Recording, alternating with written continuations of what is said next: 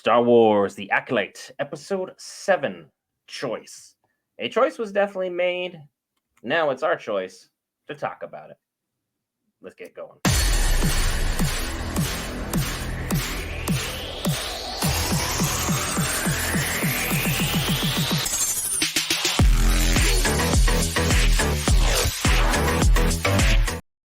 All right, guys, Brent here back with Variants. Cover all things Marvel, DC, Lord of the Rings, anime, gaming, Star Wars, and more. This time, The Acolyte.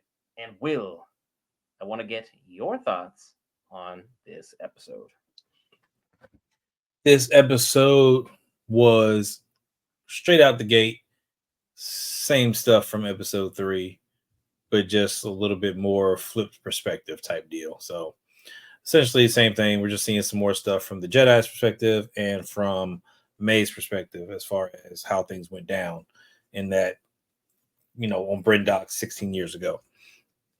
All that being said, I think we can sum this up basically as some Jedis are doing stuff they're supposed to do.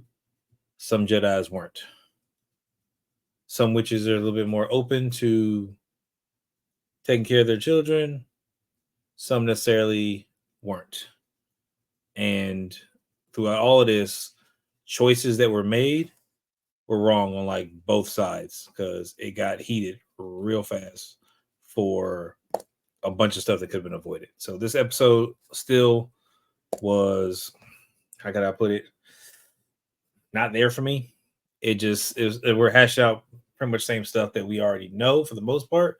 We got like maybe one or two things that we didn't know, and now we're still grasping at straws trying to figure out, okay, what's going to happen next, because I'm having to pull theories and stuff out the air based off of speculation of an item or something that was said with no kind of lead in at all. Like, I want this to be a story that's told that we can kind of flow through and like, oh man, it makes you think like that. No, I have to rack my brain to think about how this can make sense, and it's not the best having to do this for a show that should have. I'm not saying you got to lay everything out for me. You want some mystery, some intrigue behind it, but man, you got to put something on the board here. Like, I can't do it. I don't see how you doing it with Star Wars right now. I was gonna say, like, being the more experienced Star Wars fan, and not to be the critical person, but there is a huge difference between a mystery and then just something that is happenstance, where you can't explain it. It's just this unique moment in time that has no explanation. Unfortunately, the show is a unique moment in time that hasn't made a whole lot of sense. This should have been episode 4, because it provided a lot of contextual answers and a lot of character answers as to what's going on. And like you said, there were choices that were made on all sides. Mother Anastasia, I think, was the only one other than Master Andara who had a level head throughout. Both of them tried to make the right decisions for their respective parties at the right time. Sol and Torben, for the Jedi, were definitely on one. Torben you get because of age and inexperience, and the comforts of home are a great allure. If you told me I had to go live in the woods or bum it out for 7 weeks when I know I've got a nice, comfortable home here, and I don't know why I'm out there, I'm going to be a little bit moody, but it's still not inexcusable. Sol, on the other hand, being a Jedi who's taught from a very young age not to form attachments or bonds, literally sees one child in this wooded forest planet of Brendok and decides, this is it.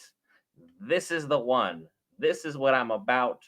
I'm going to do everything in my power to get this situation to where Osha is going to be my pupil. Just for everything to fall apart anyway later on, because we know from what the show said that she left the order, and for everything to continue to play out this way.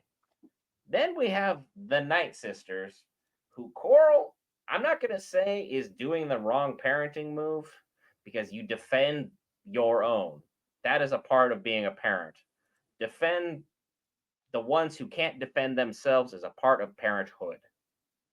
Anastasia had the completely other approach of This is what my child wants. I feel like this is what's best for them. I'm going to do everything I can to make this happen.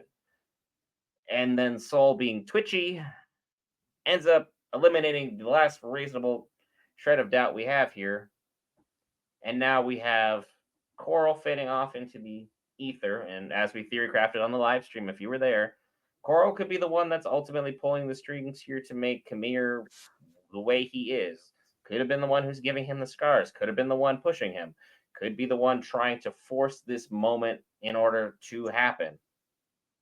But at the same time, knowing what we know now contextually, how in the world are you going to explain to me that May, of all people, knew who ended Mother Anastaea's existence, decided to take vengeance for this, which is a reasonable thing to do, and then decide halfway through that, I saw my sister, I'm done with my vengeance plan, I'm going to switch sides, try and get arrested, and then when I attempt to get arrested, I'm going to fight, break out, and then try and sneak up on the guy who ended my mother's life, and then be surprised when it doesn't work out for me.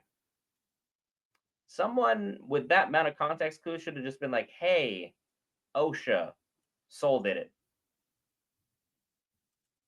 Like, if you're trying to recruit her to your side, that's it. That's all you need to say. What mystery is there in that? It's straight, it's to the point, it makes sense. And then Indara does the only thing that Indara should not have done this entire episode. Blame May for everything.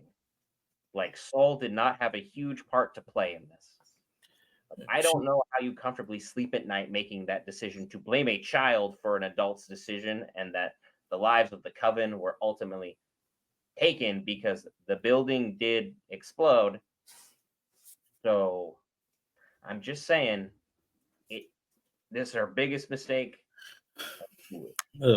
Choices were made. Bad choices were made. Again, Torben did what he did because he's crying about going home, right? All right. And Dara did what she did because she sat there and indulged Soul one too many times and allowed him to kind of run rogue a bit from doing what they were ordered to do, which was leave this alone. And she still kind of let him go. So she made a choice to let him kind of have at it. And then the good choice in that lie. Everybody had a choice in the lie. Nobody told the truth. So that's why all four of them are guilty as far as continuing to lie for 16 years. All right. Anastasia had a choice in letting her baby go, and she was still struggling with that. But she also made a choice to go save her baby when she said she needed help, and that's what she was doing. Soul made the choice to stab her while she was phasing. Coral made the choice to fight because she wanted to fight. She made the choice that they were staying. Like, choices were made all around. And again, nobody decided to really talk things through except for Anastasia and Dara were the only two that were actually having those conversations in the beginning. Of course, all that stuff failed towards the end because, again, when your baby's in trouble, you want to go help. Your fellow Jedi in trouble, you're going to go help. Like, so I think both are put into kind of no-win situations to do what they need to do to protect their own.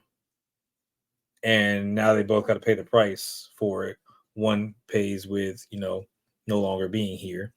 And then the other pays with, having to deal with that guilt that you couldn't keep your team in order. And on top of that, you still tell a lie. It's going to compound on top of that guilt for 16 years. So it's just bad all around.